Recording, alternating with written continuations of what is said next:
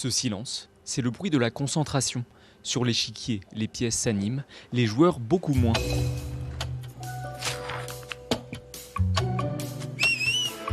Un regard qui se crispe, des mains hésitantes. Ils sont une soixantaine d'amateurs en pleine réflexion, ici à Albi. Au milieu des adultes, quelques passionnés, un peu plus jeunes. Cyrielle, 9 ans, est venue de Nice en famille pour jouer ce tournoi découverte. Celle qui s'est prise de passion pour les échecs l'année dernière vient de remporter sa dernière partie. Il a abandonné parce que j'allais faire promotion. J'allais avoir une dame et il allait être échec et maths. J'adore les échecs, c'est trop bien. J'ai un cahier d'échecs où il faut faire des exercices et c'est comme ça que j'apprends et que je m'améliore. Je vous souhaite une très bonne dernière partie, les Noirs appuient.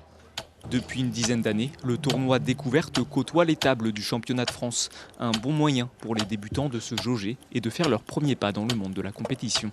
Pour ceux qui ont une licence depuis pas très longtemps, qui ont joué online ou qui ont joué entre amis, qui ont joué un petit peu en club parfois, mais qui ont un peu une appréhension à l'idée de faire un championnat de France d'échecs. Et là, on propose un championnat de France d'échecs découverte, qui les met un peu plus à l'aise, un rythme différent, un arbitre compréhensif, voilà, des gens qui sont dans la bonne ambiance. Celui-ci a une sorte de bienveillance entre les joueurs, parce qu'il y a quand même beaucoup de gens qui sont plutôt débutants.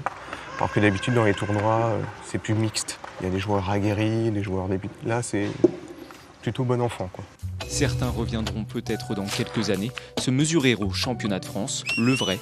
Celui-là se poursuit toute la semaine à Albi, où plus d'1 millier d'échiquiers seront le terrain de jeu des meilleurs joueurs français.